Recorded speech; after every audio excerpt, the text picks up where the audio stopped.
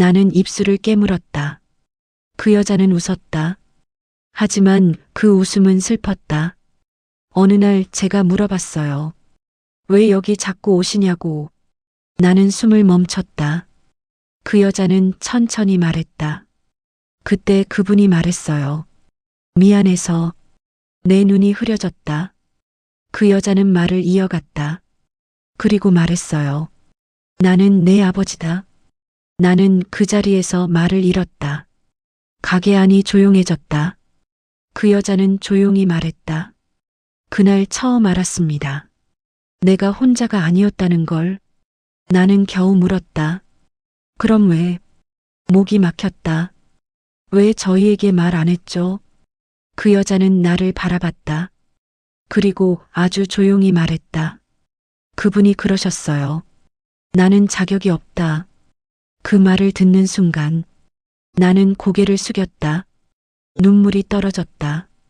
그 여자는 나에게 물었다. 아버지 많이 아프시죠?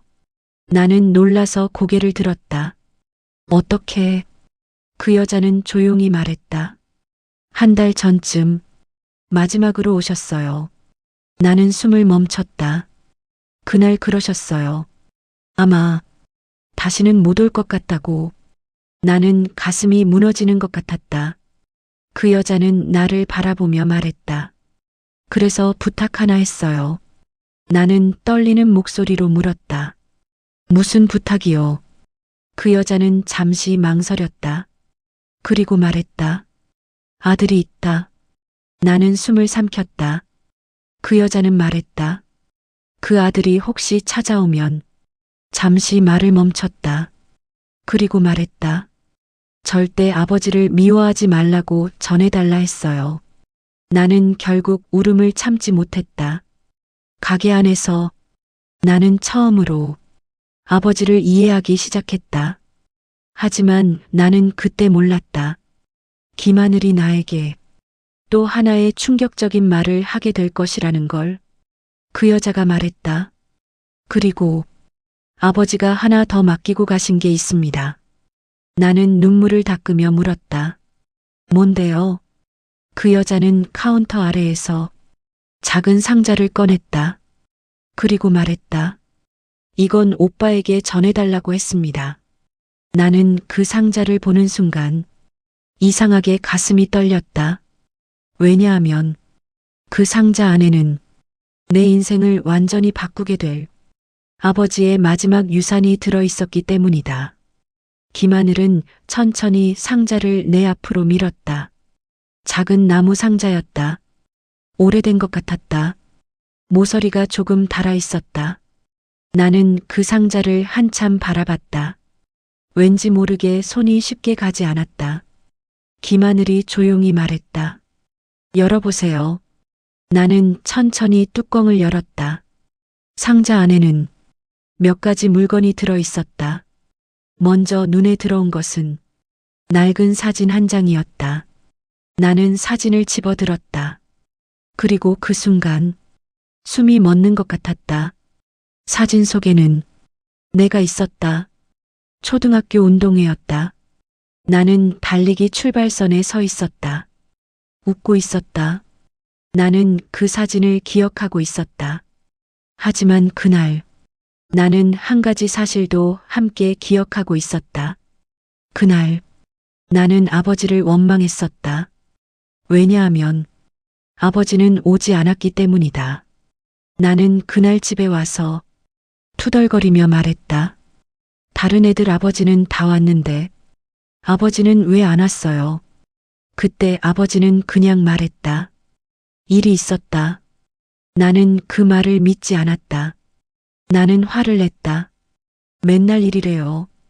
그날 나는 방문을 3개 닫고 들어갔다. 나는 그 장면을 아직도 기억하고 있었다. 하지만 지금 내 손에 들린 사진을 보며 나는 처음으로 깨달았다. 사진은 누군가 찍은 사진이었다. 그럼 누가 찍었을까? 나는 사진을 뒤집었다. 그리고 거기에는 작은 글씨가 적혀 있었다.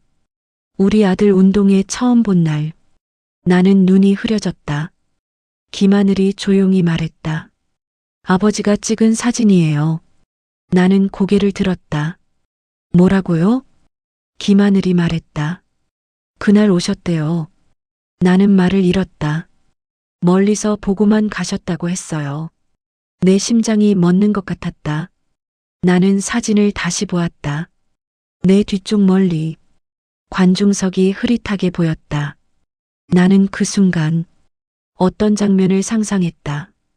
작업복을 입은 아버지가 사람들 뒤에 서서 멀리서 나를 바라보고 있었을 것이다. 그리고 몰래 사진을 찍었을 것이다. 나는 더 이상 참지 못했다. 눈물이 떨어졌다. 김하늘은 아무 말도 하지 않았다. 나는 상자 안을 다시 보았다. 그 안에는 사진이 더 있었다. 졸업식 사진, 군대 입대식 사진, 결혼식 사진. 나는 놀라서 물었다. 이게 다 뭐죠? 김하늘이 말했다. 아버지가 모은 거예요.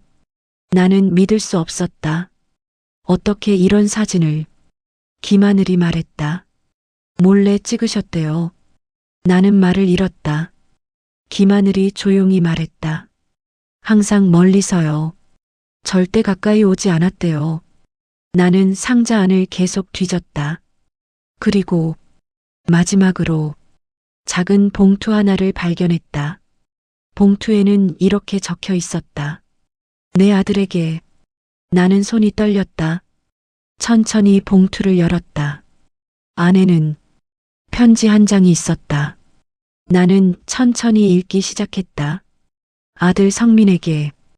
이 편지를 읽을 때쯤이면 아버지는 아마 병원에 있을 거다. 아니면 이미 떠났을지도 모르겠다. 내 손이 떨렸다. 아들아, 아버지는 평생 너에게 미안했다. 그래서 늘 미안하다고 말했다. 나는 눈물이 떨어지는 것을 막을 수 없었다. 하지만 한 가지는 꼭 말하고 싶다. 나는 숨을 멈췄다. 아버지는 단 한 번도. 눈물이 편지 위로 떨어졌다. 나는 겨우 읽었다.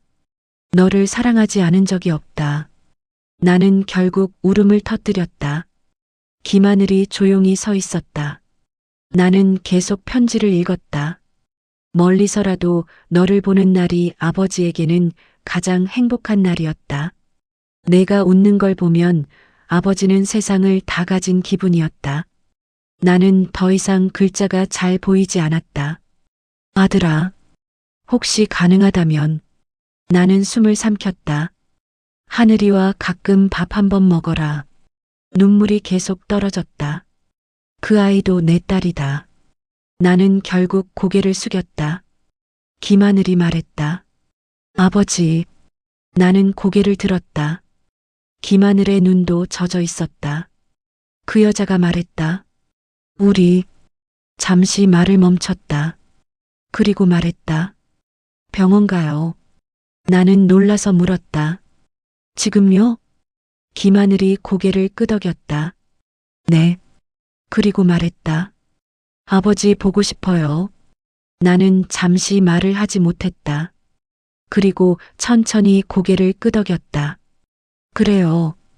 우리는 그날 밤 함께 서울로 올라가는 기차를 탔다. 나는 창밖을 보며 생각했다.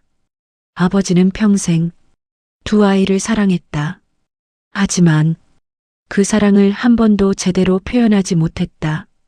그리고 나는 이제 그 사랑이 얼마나 큰 것이었는지 조금씩 알기 시작하고 있었다. 하지만 나는 그때 몰랐다. 병원에 도착했을 때 아버지가 우리에게 마지막 말을 남기게 될 것이라는 걸. 그리고 그 말은 내 인생에서 가장 잊을 수 없는 말이 된다. 서울에 도착했을 때는 이미 새벽이 가까워지고 있었다. 나는 김하늘과 함께 병원으로 향했다. 택시 안은 조용했다. 우리는 거의 말을 하지 않았다. 창밖에는 가로등 불빛이 스쳐 지나갔다. 나는 문득 옆자리에 앉아있는 김하늘을 바라봤다. 이상했다. 어제까지 나는 이 사람의 존재조차 몰랐다. 하지만 지금 이 사람은 내 여동생이었다. 아버지가 남긴 또 하나의 가족. 김하늘이 조용히 물었다. 아버지 많이 아프세요? 나는 잠시 말을 고르다가 말했다. 네, 많이요. 김하늘은 창밖을 바라봤다. 그녀의 눈이 조금 젖어 있었다. 그래도 다행이에요. 나는 물었다. 뭐가요? 김하늘이 말했다. 마지막에 한 번은 볼 수 있잖아요. 나는 아무 말도 하지 못했다. 병원에 도착했을 때 아침 5시가 조금 넘었다. 복도에는 사람이 거의 없었다. 나는 간호사에게 물었다. 김성우 환자. 간호사는 고개를 끄덕였다. 의식이 잠깐 돌아왔습니다. 나는 심장이 크게 뛰었다. 지금 들어가도 되나요? 간호사가 말했다. 두 분 다 들어가세요. 나는 김하늘을 바라봤다. 그녀는 긴장한 얼굴이었다. 나는 조용히 말했다. 같이 가요. 우리는 중환자실로 들어갔다. 아버지는 침대에 누워 있었다. 산소호흡기를 하고 있었다. 몸이 많이 말라 있었다. 나는 가까이 갔다. 아버지. 아버지의 눈이 천천히 열렸다. 그리고 나를 봤다.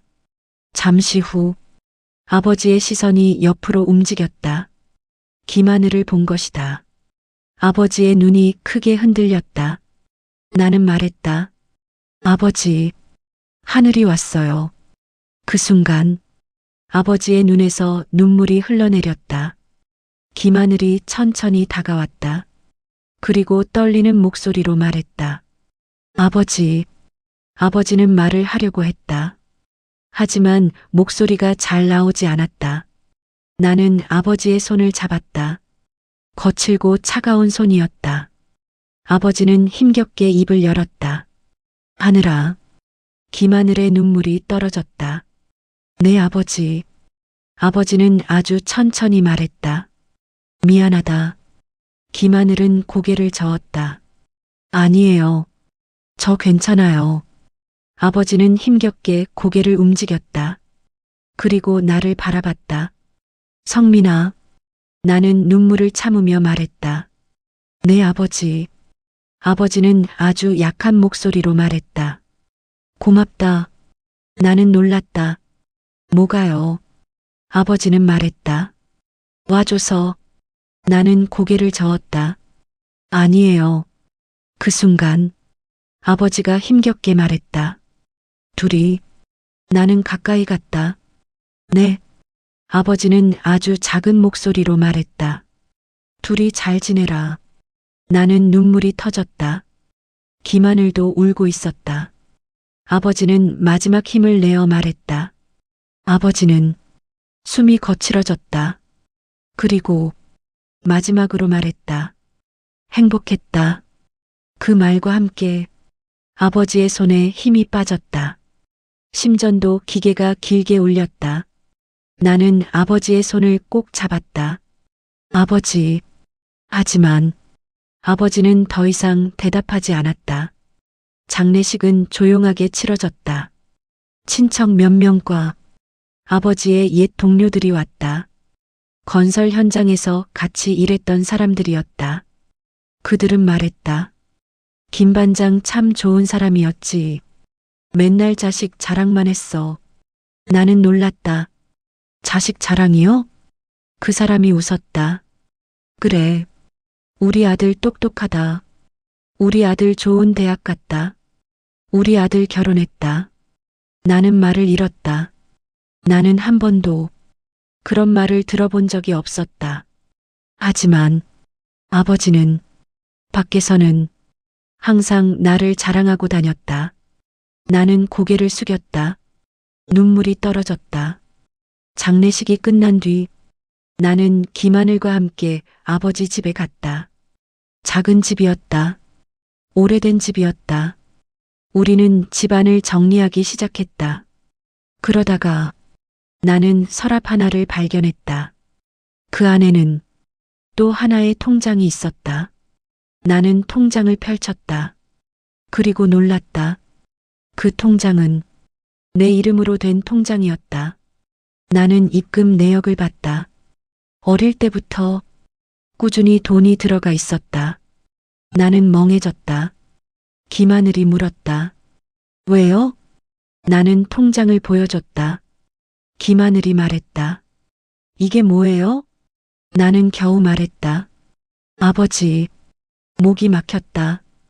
우리 둘 다 똑같이 키운 거야. 김하늘의 눈이 흔들렸다. 우리는 아무 말도 하지 못했다. 잠시 후 김하늘이 말했다. 오빠, 나는 고개를 들었다. 김하늘이 웃었다. 눈물이 흐르면서도 웃고 있었다. 우리 가끔 밥 먹어요.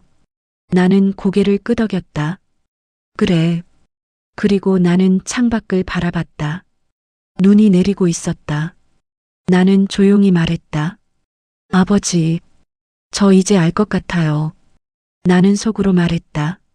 아버지는 평생 우리를 사랑하고 있었다는 것을